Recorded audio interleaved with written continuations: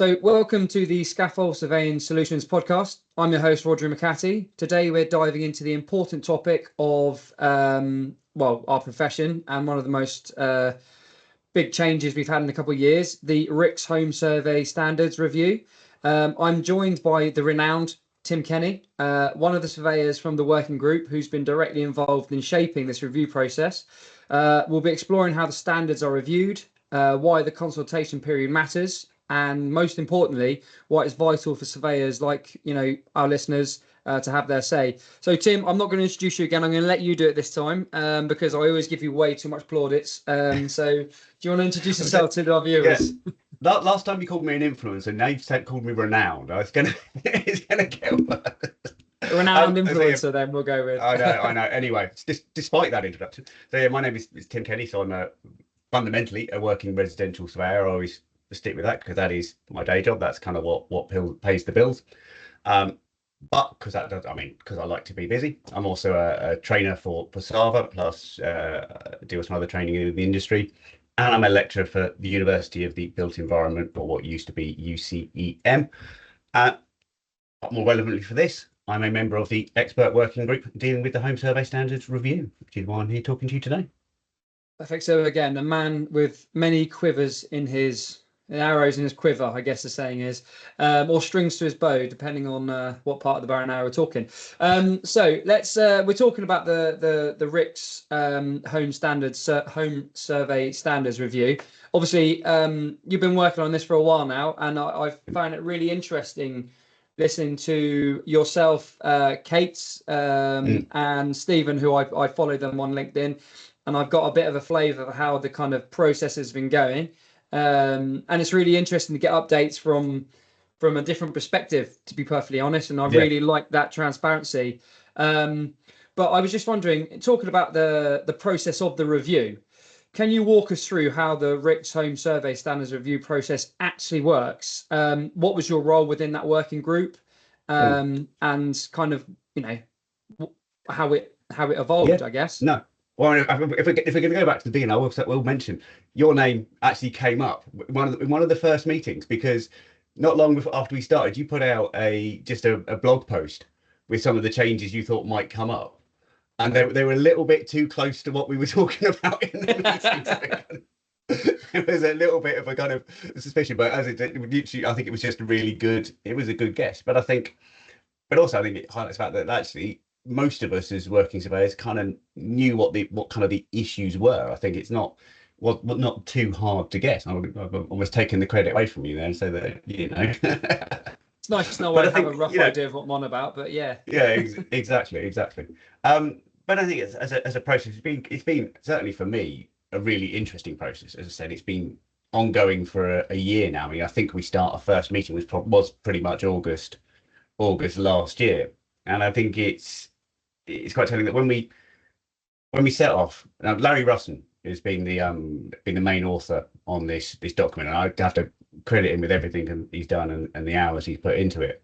But when he was first kind of dragged into doing this, he was told, "Oh, well, we're just going to give it a little bit of a tweak, a little bit of a polish up as we go through. It's not going to take very long." But of course, one of the bits of work the RICS did in preparation for this, obviously, was to consult with members, so to get feedback on what members felt were the kind of the improvements that could be made. But they also ran some kind of a public consultation as well. They got some consumer feedback as well, and the first thing we did as a working group was to go through all of that and look at where the problems were, where the need for change was. And it became quite quickly apparent that actually, there's a lot we needed to do, a lot that we needed to think about. We had to literally go right back to the basics. And again, if you look through this standard now, there will be little bits of the text that are the same as they were in the last version, but everything else is probably I reckon I would guess probably about 95% of this is different. And that kind of came about just through this.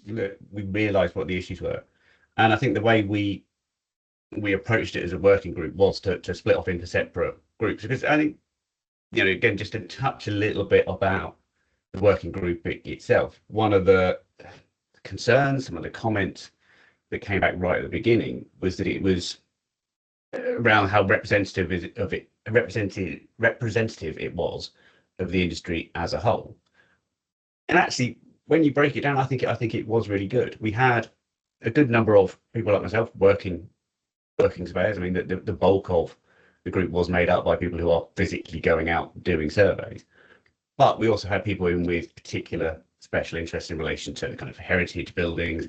We had a technology provider in there to give some additional support. We even had input from Scotland, because although this is not directly related to is it the kind of the single survey from Scotland, it touches into that, and we have to make sure it works. Plus, people kind of with a history in the ombudsman and claims experience, kind of all building into this group. So then what we did was then break out into separate, smaller working groups, because as I said, it became obvious we couldn't just sit there as a group of 12, 13 people and go through this line by line. It would have just been too much. So we split off into particular sections, people going on looking at different bits based on their individual interest, knowledge, special skills, to kind of then make that kind of initial sweep through the documents, making comments, making kind of particular changes. Then it was kind of a little bit of a hype, but it was sort of again left back to Larry to go through it and try and incorporate all of those, try and build something, like some form of a framework to the standard that we could then work through as a working group, to kind of, again, just going through it literally, line by line by line. And, we would have some quite interesting discussion on individual words or just tiny phrases within this, to make sure that we got it right. And one of the biggest things we mainly focus on, obviously, is, yes, improving the quality of surveys. We should, every time we look at any standard, we should always try to make things better, but also not producing too many unintended consequences. We didn't want to put, it'd be very easy to make a set of standards that put a massive burden on surveyors, and put them, said, look, you just did go away and you do everything. You did this amazing survey. And actually, it becomes a huge amount of risk to that. So we've had to kind of work and balance those two. And I think, we were hoping to be done sooner. But actually, the fact that we've got it done in a year, considering how much has gone into this, I think is actually a fairly decent achievement. Again, just as because all of us are, no one's getting paid for doing this. No one's time is being reimbursed by the RICS for doing this. So being able to fit in those meetings, I know Steve Lees at the RICS has put together somewhere a list of how many hours of meetings have gone into this, and everything else that's happened, and it's been a process. Yeah, I remember going back a step. I remember I talked about following you guys on LinkedIn and kind of following the process quietly in the background. And I do remember a post that you made about the time it's taken so far just to get the glossary right. But then weirdly, I thought about it. I didn't think it was funny. I didn't think it is funny, but I thought actually, I may be laughing because I remember what it took to get that glossary. No, but then you think of it in context of a building. I'm going to be ironic and think of it in the type of construction. So the glossary is effectively the foundations. You can't write a set of standards using words if the words aren't clearly defined. So you can't build a house looking all glorious unless you put the absolute foundations in to make sure it's stable. Do you know what I mean? So I mean, it's a cliche example, but that shows the depth in which you go into, but also talking about the amount of changes you read. So when you go on, I've had a look. I haven't read all 47 pages, but I did also click on. There's an option to look at the red line document, and it shows you all the amended bits and all the bits that are crossed out. You're right. It's 90%. 90% of it has changed. There's lots of lines. There's lots of new red text. But then, is that a bad thing? You said you've got all these people in from different areas who are effectively from the coalface. For again, another cliche. I'm full of them today. But it's really interesting to see the approach you've taken, which I think from this conversation so far is probably you've started on the right foot by getting the absolute basics right. There's no point in fixing certain things if you're taking the time to review something and make changes and you only think, oh well, that's not important right now, but that is. Yeah. You do it as a whole, because you don't have to sit down and do this in a year's time and think of all the issues that you overlooked. So if you're going to do something properly, do it properly. I know that. I mean, obviously, we're going to probably touch on the consultation later, but I think it's something that's worth repeating as many times as possible. One of the reasons why it's going out to consultation is not just because we want to make sure everyone's happy with it. It's because we want to make sure it's as good as it can be. Because the more eyes look at it, the more problems problems or more improvements we can find. And it's funny. I mean, even I was going through this recently for me, literally like a couple of days ago, and spotted a typo. Yeah, and it happens. I mean, this document has been looked at by so many people, so many times, and it was just the numbering on some bullet points was wrong.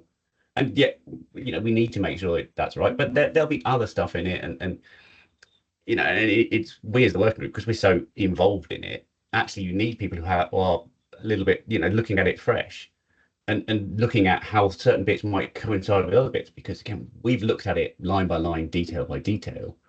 But actually, to kind of have that, I mean, to use again that surveying cliche, I always tell students that you need to look at your building holistically. You can kind of focus in, and you might zoom into a particular area, but you also need to back up and see how that area impacts with the rest of the building, and how that defect might grow. And it's exactly the same as this.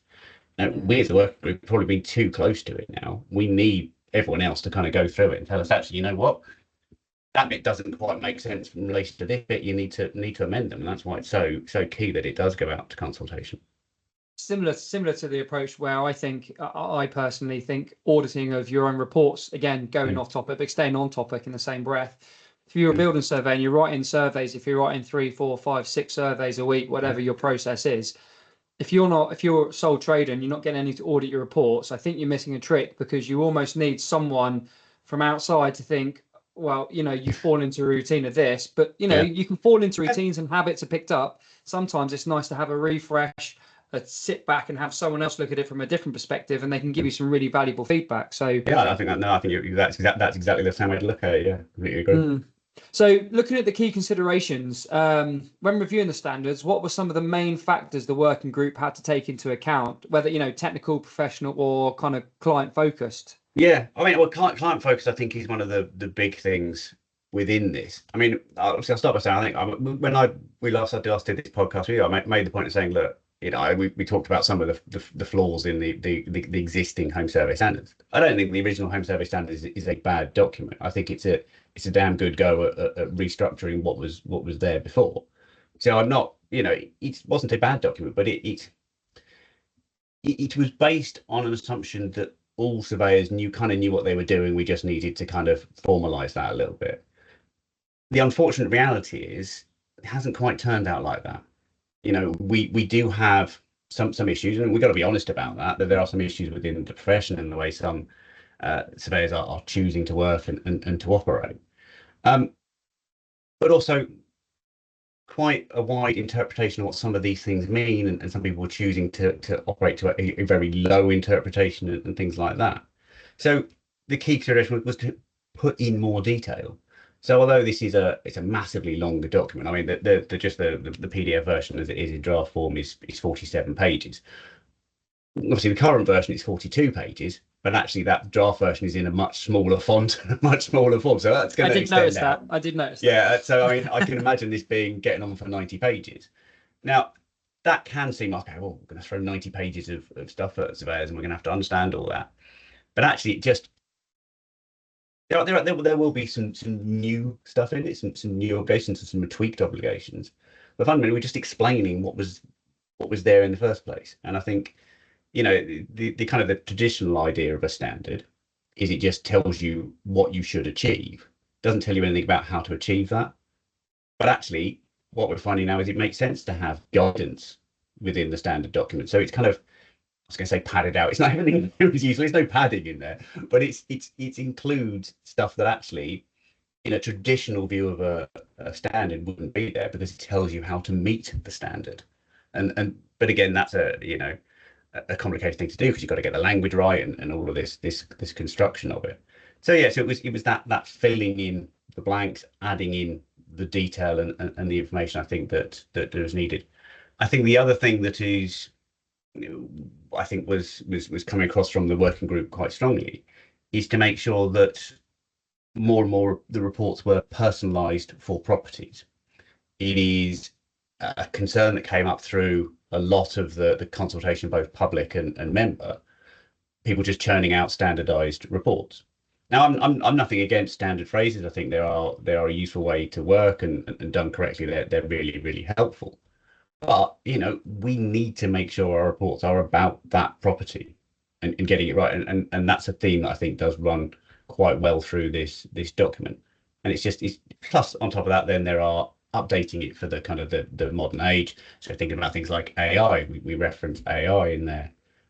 Thinking about things like the different types of equipment that are being used in terms of pole cameras and drones and things like that. Although it's not, again, obviously I'd urge people to read it and understand it. I don't want to kind of lead the conversation, but that stuff is referenced in there, and people need to kind of consider that. And that's what we've tried to bring into this new set of standards, really.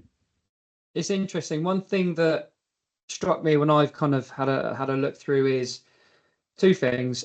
It was the minute detail that you have gone into, and that's a compliment, not an insult, in terms of there's certain things where you can see. I've gone through the document where it shows the changes, and where it says stuff like use your experience, that's now changed to use your professional judgment and stuff like that.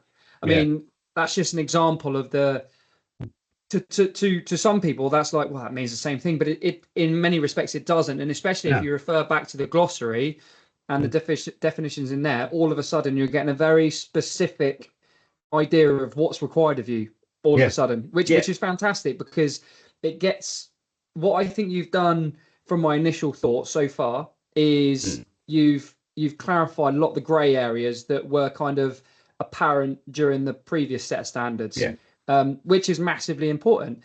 I like what you were saying about the specific to the house, the specific to the property. I mean, this is going to sound like a needless scaffold plug. It's generally not meant to, but I'm personally a big fan of that ethos, not just because of what I do, but when I was we've been evolving and growing and developing Scafol, that was always in the forefront of our mind, was how can we produce something where you have the ability to use standard phrases, because there is like you say, there is a use for them. People use them. But then how can we make sure that you can amend and edit them specifically to the house you're at? So, no property, we don't, again, not a plug, just example. You can't duplicate a job on Scafol for the reason that no two properties are the same. And it's a principle that we stick to. And I like the fact that that's in there, not for any other reason than it's the right thing to do, in my opinion.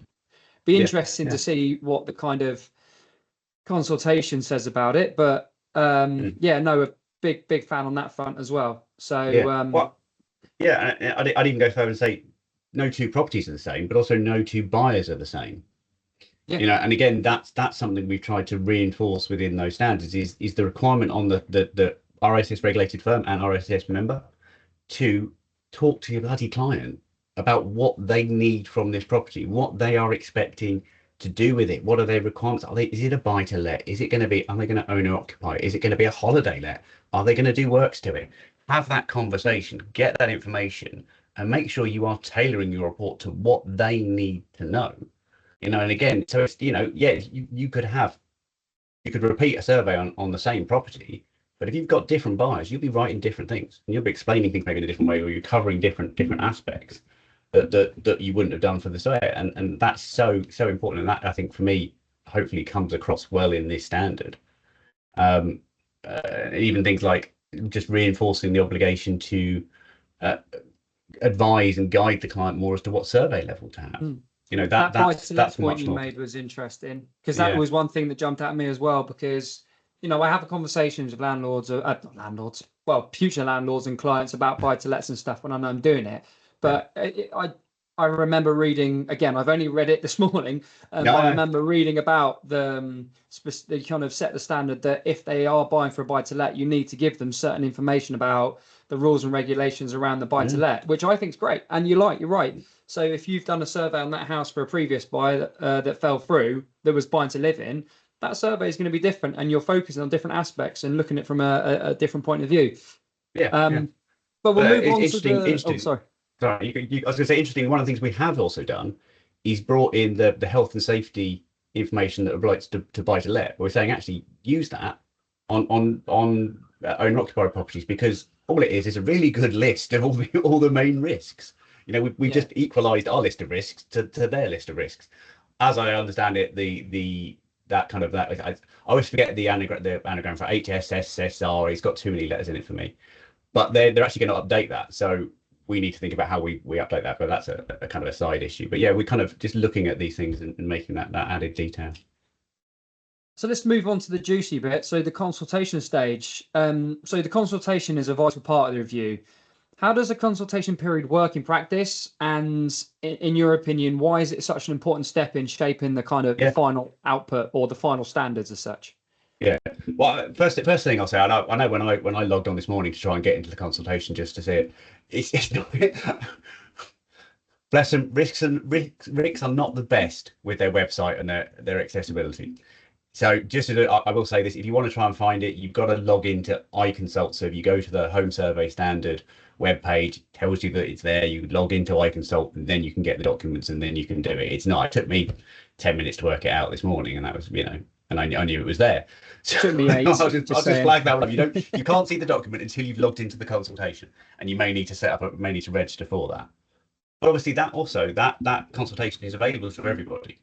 I think that really is an important thing. And that is, when I say everybody, I mean everybody. If you're not an RICS member, you can still sign up and you can still offer your opinion on this document.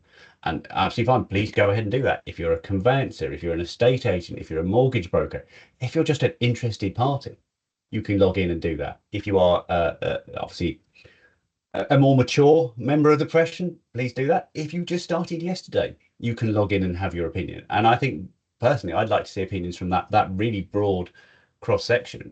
Firstly, because the more, the better breadth of opinion we have, the better this document will be at the end. But also because if you are going to be impacted by this document, then it is completely right that you should have your say on it. Whether that is as a conveyancer or an estate agent who's going to be explaining stuff to buyers and sellers, or it's because you're a surveyor who's going to be doing it. Everyone's entitled to have their opinion. And I think that is so important. Also, sometimes it can be off-putting because you've kind of got, okay, I've got to answer questions, and I've got to fill in little text boxes about have all these deep opinions on it. We don't. If you want to just click through it and go yes, no, yes, no, yes, no, and leave the big boxes blank, that's still equally valuable. If you agree with some of the statements or you disagree with some of things, just saying yes or no gives us something to work on as a working group. It's going to be live for the next 6 weeks. Yeah, the fact that it's starting obviously in the middle of August when everyone's on holiday is not great, and I'm not going to mention anything further on that one. But it does run for 6 weeks, so it is still running into September. So everyone's got time to get back from their holidays, or if you're still going to go on holiday, take a copy of it with you, sit by the pool and read it. I'm sure it's going to be fun. But there's time to do it. You got 6 weeks. It's not urgent, but I hope everyone does get on and do it. Obviously, once that 6 weeks is over, that information is going to be collated and then presented to us as the working group, and we'll go through it. And personally, I will make sure we go through every single bit of that consultation that's come back, and we'll go, okay, well, what does this do? We need to change it. I've said before, one of the things that is still fundamental to this standard is the 3 levels of survey: level 1, level 2, and level 3. We've used different terms for them now, but we're keeping the level 1, 2, and 3, but we've added a basic, standard, and advanced to the survey terms just to kind of help again provide that clarity. And we've done some good work in distinguishing those 3 levels. But if we put it out to consultation and 95% of the responses say we don't want 3 levels, well, then we as a working group have to consider that. And we either have to accept that or find really good reason to reject it. But we've got to consider what comes in from the consultation, and if that means dropping the 3 levels, then if we get a strong enough response in the consultation, the other thing I've also said is, look, there are plenty of people who like to complain about the levels of survey. I personally think they're a good idea, and I'll always support them. There's plenty of people who like to complain on social media about those 3 levels of survey. Well, now is your chance to actually do it in a format that will be read and be considered by the people who are deciding whether you have 3 levels of survey. And if you do not take your opportunity now, I'm just going to ignore every single comment you make on social media about it. In all honesty, I mean, it's like choosing not to vote in an election and then moaning about the government. If you don't have your say, don't have a moan. You know what I mean? This is your chance to do just that. It's kind of how I look at it, really. It's interesting because obviously at the beginning in the conversation we were talking about the kind of dynamic view that you guys as a working group took with all the different people from all the different areas. And I like the fact that, everyone has an opportunity now. So you get there's sometimes in life, there are lots of stuff that we have to do and we don't really get a say on it. Yeah. You know, how we go about stuff that, the laws for different reasons and they are just what they are. And you can moan about it, but this is an opportunity to stop moaning, I guess. Well, let's say not moaning. Let's say providing constructive criticism. Yeah, you get your opportunity to put across your views. And if your views are shared by the majority, then I'm based on, again, how long it took you guys to write the current, standard review, and also me following many of you that are on that working group throughout the LinkedIn process, understanding in very vague and naive terms what you're going through. I do have a lot of confidence that this feedback will be delivered to you and you guys will take serious consideration and review it in the proper way. I mean, and that's not me just buttering up to you because I've got you in my podcast. No. That's generally how I feel that working group would respond to it. So obviously that gives me as a surveyor, as a member of the surveying community, a lot of faith in the process, I guess, which sometimes isn't always the case with Ricks, and I don't mean that in a horrible way. No, I agree with you, and certainly, I mean, it's really been like interesting for me being involved in this process. First time I've been involved in a working group for the RICS, and obviously one of the kind of criticisms, concerns, comments that comes back is, well, it's just being led by the major corporates. They kind of control these things. It's just whatever suits them best. And actually, from my point of view, I would say that doesn't stack up in this instance. And obviously, I think the working group had quite a good balance. The way we kind of achieved that balance is, in actual fact, the bulk of the people directly working on the working group are of the kind of from the smaller end of the scale, so like micro businesses like mine to people on the with only small few employees or whatever. We also had representation from the larger corporates. They also had their own separate subgroup, so the corporates could feed directly into one group and then come back to us. So they were well represented, but only in a way that's balanced for us as members. And obviously, the corporates and any employee of a corporate can get engaged in the consultation. But in a way, to me, it feels like actually they collectively from that top end, they've had their say and their input into this consultation. We've then kind of filtered that through the perspective of us as primarily kind of that smaller scale employer. And to be honest with you, the requirements weren't very different. We all kind of wanted basically the same things. There wasn't much in the way of that conflicted just on that pure corporate, non-corporate line. But of course, I think then when we go out to consultation, I would expect that more to be representative of the smaller scale firms and individuals and things like that. And that's where we then get that feedback and kind of more broadly the chance to have their say.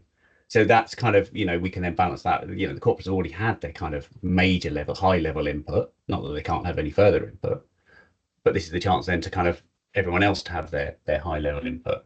And I think to me that feels like a good way to structure the system.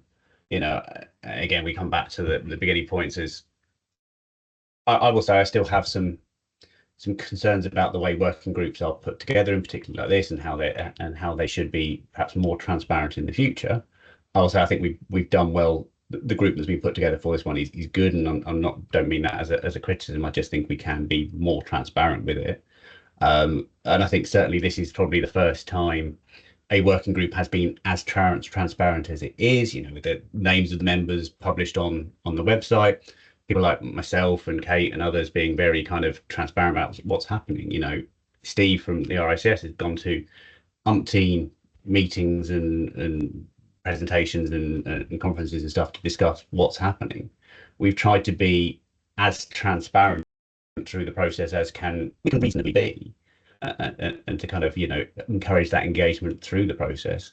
So hopefully that is beneficial to people, and maybe setting a precedent for future working groups. No, I 100% agree with that statement.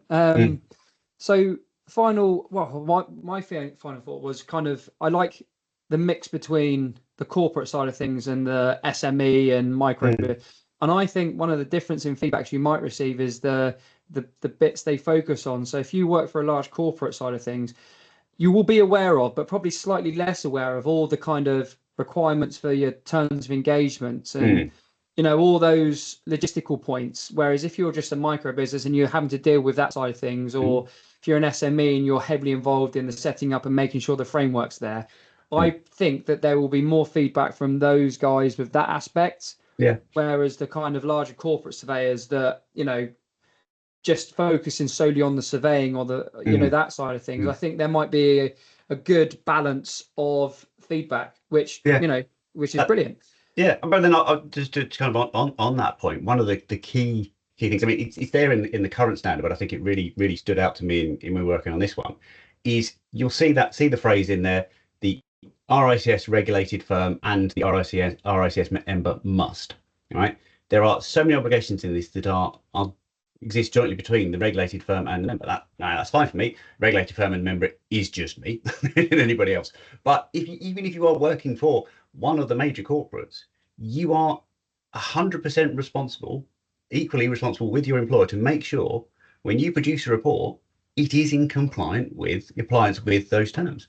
So if your employer is giving you a framework to work for that doesn't, for example, have a declaration on AI use, which we're going to require, or a declaration on referral fees, and that they're not ticking those boxes, now of course they're overreaching responsibility. You're their employer, but actually you're still the member. You're still responsible for that report. You're still theoretically in non-compliance of the standards. So because of that, you're still entitled to have a say on what these standards are saying. Whether you are going to be directly responsible for updating your company's terms of engagement or not, you're still responsible for making sure it's in place. So you have your say. Tell me what you think about it. Tell us what you think about it.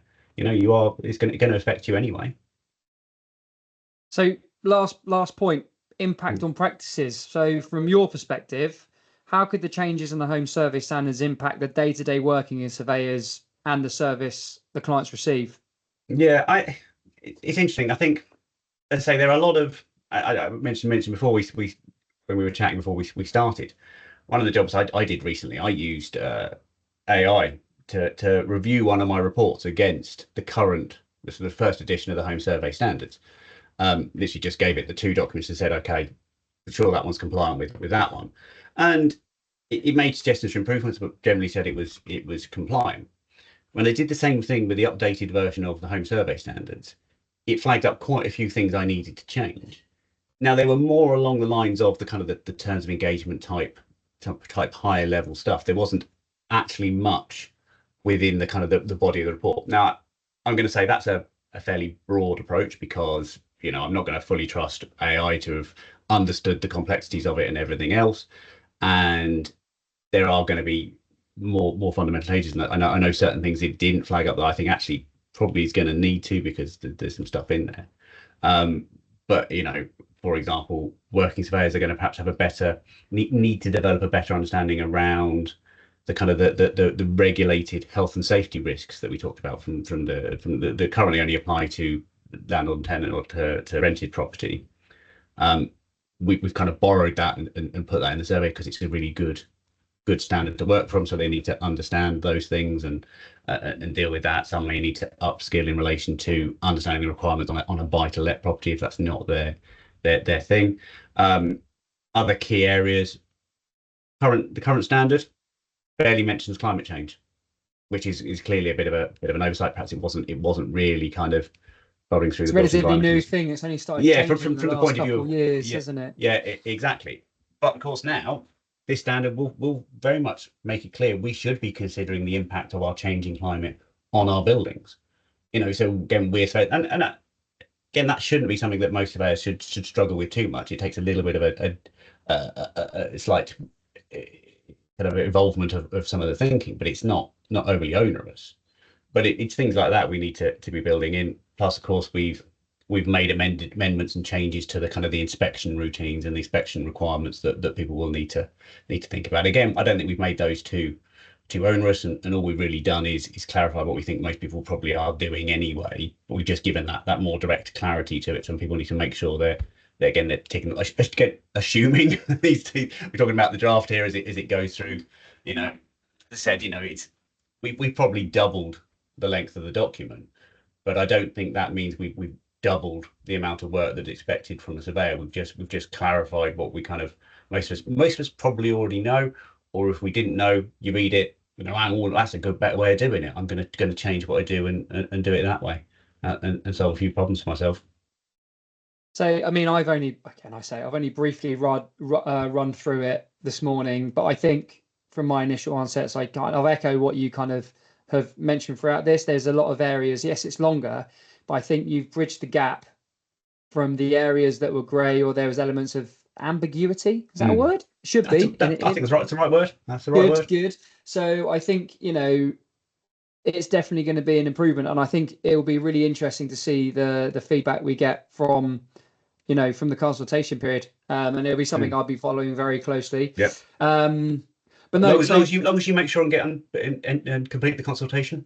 And in case we forget before we finish up, there's a second consultation in there on the home survey certification scheme. I've already completed my one on that because I knew it was there and had some thoughts already. But I just wanted to be clear. RICS, God bless them, have put it in together. They put it accessible in the same way. It makes sense. If you're interested in one, you're going to be interested in the other. They're not connected.